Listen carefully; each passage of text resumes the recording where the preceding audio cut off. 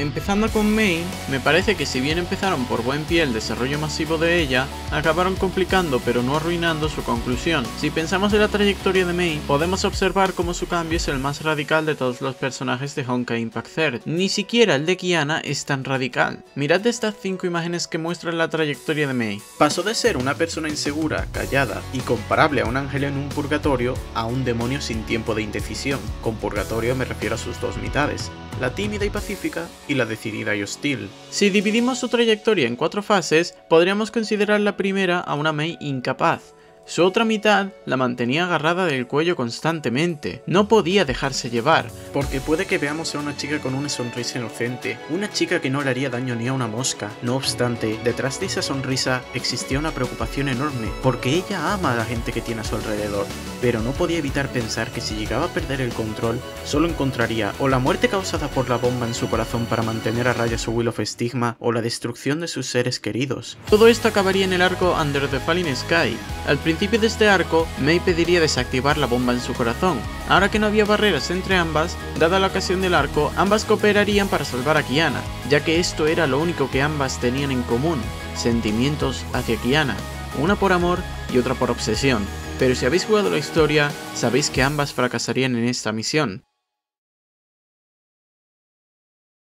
Ahora, dentro del cuerpo de Mei, solo quedaba ella. Aquí es donde acaba la fase de purgatorio. Tras esta fase, nos encontramos con una interfase entre su etapa pasada y su etapa más significativa. La fase donde se probaría la determinación de Mei y, aunque parezca absurdo, su madurez emocional. Al final entenderéis por qué menciono esto último. Si bien Mei se encontrará con varios obstáculos externos en esta fase, aquello que verdaderamente le impediría crecer serían sus sentimientos por Kiana. Y ojo, antes de alarmar a nadie, quiero mencionar que estos sentimientos jamás desaparecieron ni desaparecerán. Es solo que no se puede negar que ambas dependían emocionalmente la una de la otra. Esto no era algo sano a largo plazo. Tras separar a ambas, Kiana y Mei empezarían un proceso donde comenzarían a valerse por sí mismas y solucionar su codependencia de proteger la una de la otra autodestructivamente, aunque en el caso de Mei no empezaría este proceso hasta su siguiente etapa. Volviendo a esta interfase, Mei poco a poco pasaría de luchar junto con el grupo de Seth Freya a verse sola contra los obstáculos que se encontraban entre ella y su novia Kiana. Y tras llevarse la cantidad de golpes en la cara que se llevó durante esta fase, acabaríamos con una Mei en su punto más bajo. Una Mei que se veía incapaz de proteger a Kiana. En Nagazora sería el punto donde Mei llegaría a su límite,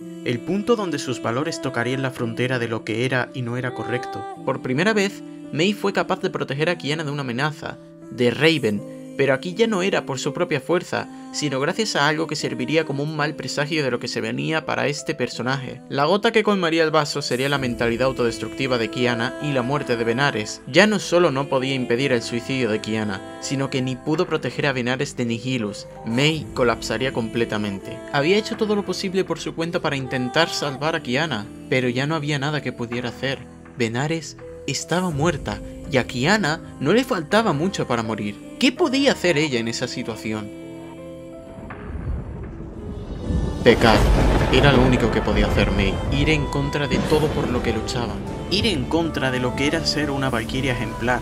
Convertirse en aquello que había matado a su profesora. En aquella chica que causó la muerte de miles de personas en la ciudad donde se crió.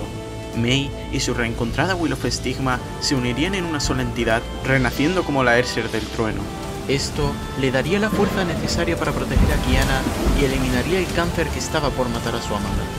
El precio a pagar, no volver a ver a Kiana jamás. Tras una última batalla entre ambas, Mei dejaría Nagazora y entraría en el War Serpent.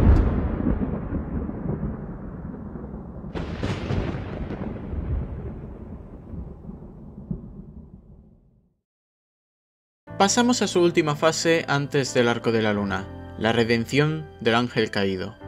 A pesar de lo que muchos pensarán, el arco Here Lies Bellflower sirve como una lección a Mei. Lección que le mostraría lo que podría haber pasado si ambas no hubieran tomado el camino que tomaron. En aquel entonces, ella aún no se había dado cuenta de esto. Es por ello que Mei aún no estaba lista para pasar a su siguiente fase. Poco a poco, Mei iría madurando. Poco a poco, Mei se daría cuenta de lo aprendido por Owl y Anna. Ella ya no era la misma de antes. Ella estaba madurando y dominando su miedo. Y sería en el arco Remaining Flames donde Mei diría esto. たとえ私がそばにいなくても、彼女は強くなることができた。彼女が私のそばにいなくても、私は迷わず進み続けることができた。だって、私は彼女がどんな選択をするかわかるし、彼女も私の決心をよく理解してくれてるから、それは距離や立場で変わることじゃない。互いを信じ合ってるからこそ、私たちは私たちの選んだ道を歩き続けられる。別々の道を歩むことになったのも、違う方法で完璧じゃない現状を私たちの望むものへと変えようと思ったから、私たちの旅路はいつか交わる。私のすべきことは最善の姿でその日を迎えること。Y una vez que el Elixir de la Dominación fue derrotado, Mei obtendría la llave a la última prueba de su camino a la redención: confrontar a Kevin. Tras cuestionarle la naturaleza del Honkai, Mei sería enviada al Elysian Realm, y aquí es donde Elysia tomaría un rol clave en la redención de Mei. Pero antes de que esto tomara verdadera importancia, ya se podía mostrar un claro ejemplo de que Mei estaba casi lista de volver a ver a Kiana, ya que antes de que Mei terminara su exploración en el Elysian Realm, los eventos de Das Spoke Apocalypse tomarían lugar, y como consecuencia de este evento, Mei y Kiana acabarían reencontrándose en el espacio del Wheel of Honkai. Cuando hablemos de Kiana, profundizaré en este evento, y tras su encuentro, ya solo faltaba una cosa para limpiar el pecado de Mei y completar su desarrollo de personaje, y esta cosa es Elysia. Mei pronto acabaría descubriendo el verdadero secreto del Elysian Realm, es decir, del 13º Elixir. Pero antes de que Elysia pudiera comentarle a Mei aquello por lo que fue enviada al Elysian Realm, los eventos del Elysium Everlasting tomarían lugar. Al final del día, Mei no creo que obtuviera la respuesta que buscaba, ya que lo que ella quería era aprender la verdadera naturaleza del Honkai, lo cual no hizo. Pero a mi parecer sí que aprendió cosas aún más importantes. Aprendió de los errores del pasado. Mei se convertiría en una gran profesora en el futuro, amplió su visión del mundo.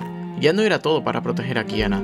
El mundo ya no era nada sin Kiana, y Mei haría todo lo posible por proteger y guiar hacia el futuro a este mundo. Y como último regalo de Elysia, esta limpiaría el pecado de Mei de convertirse en un Elixir, ya que finalmente Mei entendería que por mucho que sea un Elixir, seguía siendo humana, y el simple hecho de que tomara el sacrificio que tomó con tal de salvar a Kiana, reafirmaba aún más la humanidad de Mei. Todo esto se puede resumir en una simple palabra: maduración. Mei había madurado, y en el camino había construido algo esencial: su persona. Con todos aquellos problemas que inundaban la vida de Mei en el pasado resueltos, Mei finalmente podía volver con Kiana. Pero lamentablemente aquí es donde los escritores complicarían las cosas. La complicación fue alargar su conclusión de personaje. Antes de que Mei pudiera hablar con Elysia en el Land of Origin, ahora hablaremos de esto, Mei tuvo que recapitular toda su vida antes de llegar a ese encuentro con Elysia, aceptando lo que pasó en su vida hasta ese momento y demostrándole a su renacida Will of Stigma, quien renació como consecuencia del proyecto Stigma, que su manera de ver las cosas en la actualidad era válida y la que defendería hasta el final, incluyendo su confianza hacia Kiana en lo que sabemos que iba a hacer. Y tras marcar la frontera entre ambas, Mei marcharía hacia el Land of Origin y obtendría su nuevo diseño. Este diseño de Mei representa todo lo que es. Sus ojos representan la maduración de Mei a lo largo de su etapa de aprendizaje. Su armadura representa el hecho de que fue una guerrera que nunca se rindió, forjando su futuro e inmortalizando toda su evolución en su diseño. Y por supuesto, Mei ahora era la heredera real de los Flame Chasers. A lo que quiero llegar es que Mei ya sabía todo esto y debería de haber despertado, ahora veréis por qué digo despertar y no obtener, esa autoridad al terminar el arco del Elysium Everlasting. No debería de haber sido algo a tratar en el arco de la luna. La premisa en la obtención de esta autoridad es que Mei debía llegar al Land of Origin, y esto solo podría lograrse con un milagro, y dicho milagro fue posible gracias al Bactor creado por Bilby, el cual usaba el legado, los recuerdos y el deseo de volver a ver a Elysia de Mei para guiarla a este espacio. No obstante, esto solo funcionaría con aquella que fuera la heredera real de la autoridad del origen. Por lo tanto, gracias a que Mei despertó dicha autoridad anteriormente en el arco, Mei pudo llegar a este espacio con la guía de Bilby. Pero claro, esto lo podrían haber simplificado simplemente haciendo que Mei tuviera un último interludio entre To The Flawless y The Day of Transcending Finality. De esta forma, se acabarían ahorrando más temas a tratar en la luna, no afectaría en nada la narrativa y encima le quitarían preocupaciones a los guionistas del arco final. Ya que esta es una de las las razones por las que este arco salió tan mal como salió. Incluso aprovechando el hecho de que entre estos arcos ya hay un interludio, podrían haber hecho todo un arco dedicado a la preparación del arco final. Un capítulo dedicado a Mei buscando la autoridad del origen y otro capítulo dedicado al proyecto Estigma. Ya hemos tenido ejemplos de interludios o arcos de 2 capítulos nada más. No es algo imposible. Y por cierto, respecto al reencuentro de Mei y Kiana, me parece que lo hicieron de la mejor manera posible. Fue muy natural, y esto es porque ambas habían madurado y construido su propia persona, así como el hecho de que ambas ahora se entendían mutuamente. Pero, ¿por qué hacer tanto espacio para el arco final? ¿No deja de ser la misma historia pero más fragmentada? Pues ese es el tema.